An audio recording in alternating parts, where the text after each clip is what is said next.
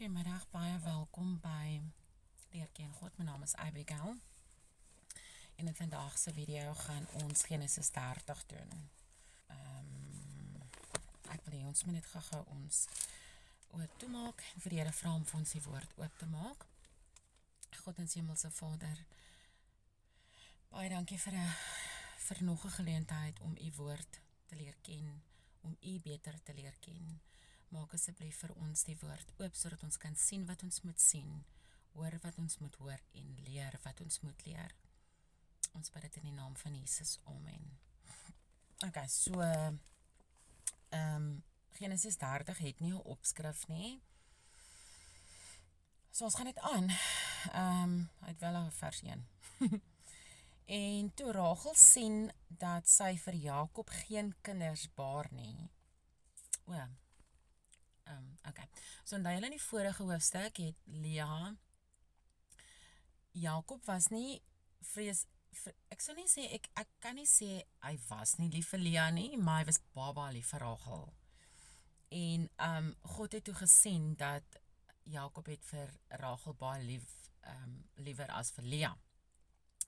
En Rachel was verskriklik mooi gewees, en Lea toe nie so mooi nie.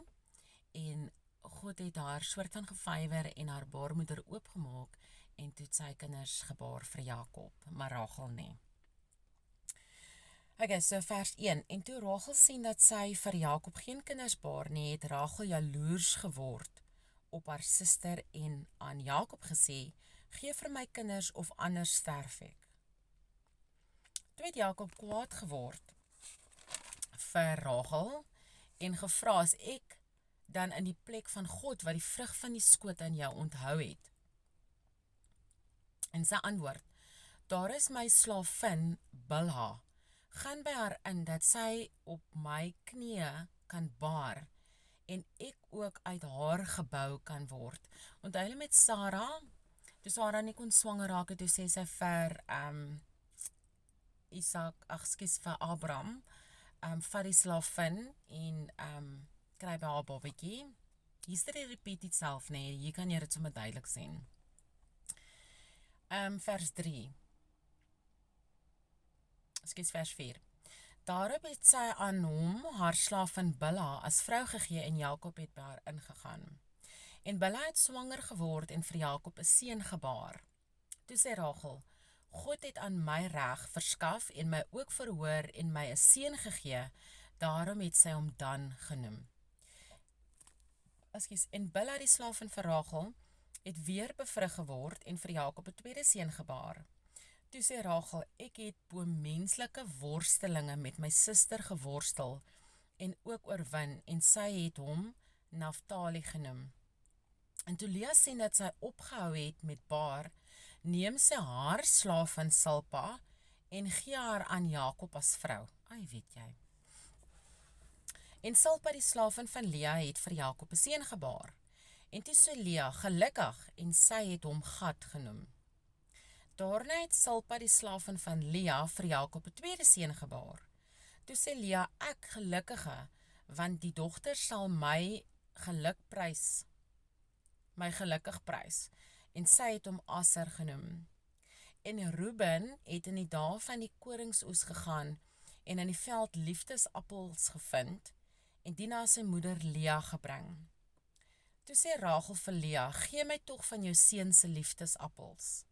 Maar sy antwoord haar, is dit nie genoeg dat jy my man geneem het nie, dat jy ook my seun se liefdesappels wil neem? Oh my word. en Rachel sê, daarom mag hy vir jou seun se liefdesappels vannag by jou slaap.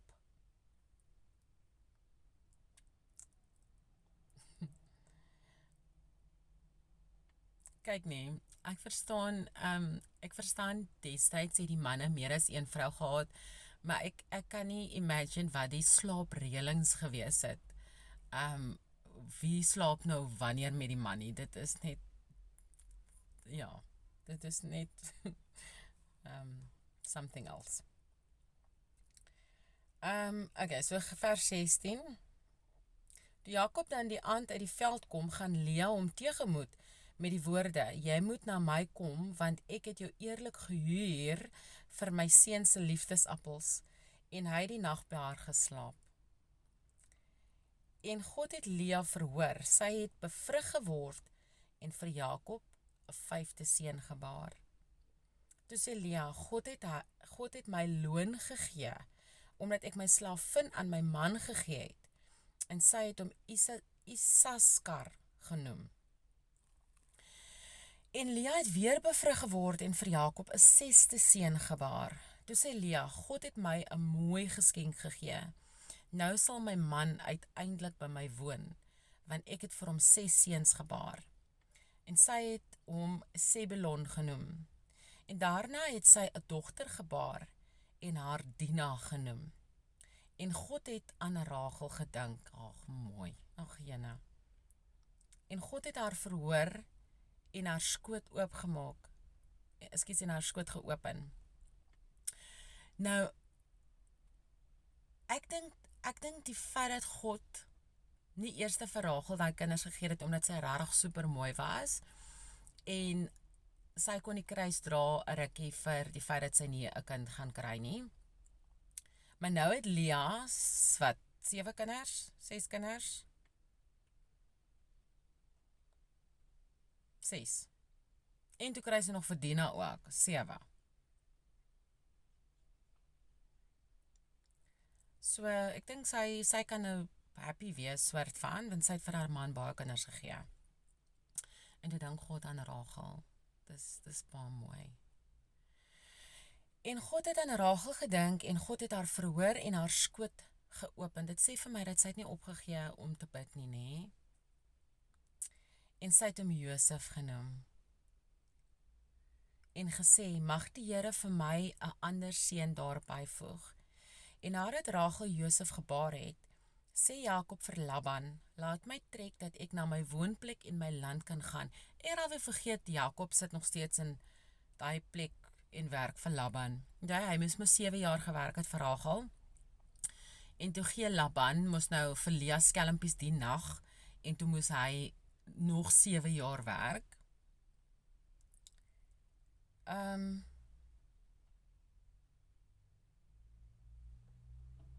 25, vers 25.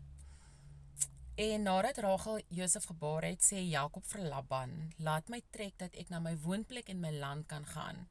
Gee my vroue en my kinders waarvoor ek u gedien het, dat ek kan gaan, want u weet self hoe ek u gedien het. Daarop antwoord Laban na hom, as ek nou guns in jou oë gevind het, ek het waargeneem dat die Here my om jou ontwil geseën het. Verder sê hy, bepaal vir my jou loon en ek sal dit gee. Toe antwoord hy hom, u weet self hoe ek u gedien het en wat u vee by my geword het.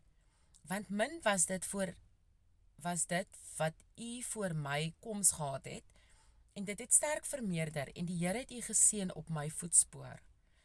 Wanneer sal ek dan nou ook vir my huis werk?